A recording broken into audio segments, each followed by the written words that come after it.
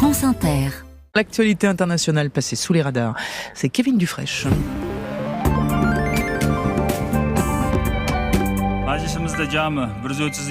Nous sommes en Ouzbékistan, Kevin, d'abord, et là, la démocratie, c'est pas encore ça. Non, drôle de scène hier au Parlement. Le vice-président de l'Assemblée nationale s'est adressé en ouverture de la session aux 150 députés élus en octobre dernier, sans aucune surprise, puisque même si 5 partis sont représentés, ils soutiennent en fait tous le président Shavkat Mirziyoyev. Donc, le vice-président de l'Assemblée ouzbèque, qui s'appelle Rakim Rakimov, a, disons, conseiller aux députés, je cite, d'appliquer à la lettre les propositions du chef de l'État. Ils doivent considérer, je cite toujours, que les initiatives de notre président sont des tâches prioritaires.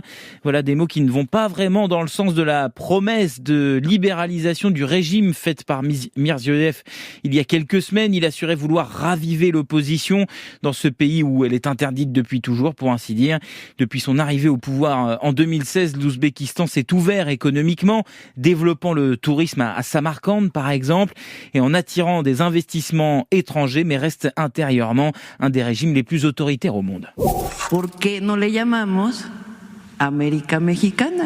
Amérique américaine, nous sommes au Mexique, qui présente une carte. Pourquoi ne pas appeler les États-Unis l'Amérique mexicaine? Tiens. Ça sonne bien, non? Ouais. Voilà comment, dans un sourire, Claudia Sheinbaum a répondu hier à Donald Trump, qui, en plus de s'attaquer au Groenland, on en parlait dans le journal de 18h, et au Canada, veut renommer le golfe du Mexique Golfe d'Amérique. Alors, pendant sa conférence de presse quotidienne, la présidente mexicaine a ironisé hier en présentant une carte du monde datant du XVIIe siècle, et où une majorité de l'Amérique du Nord est baptisée effectivement Amérique mexicaine.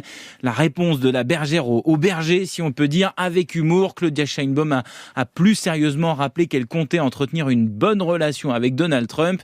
Les sujets entre Mexico et Washington sont nombreux, l'immigration et les droits de douane notamment.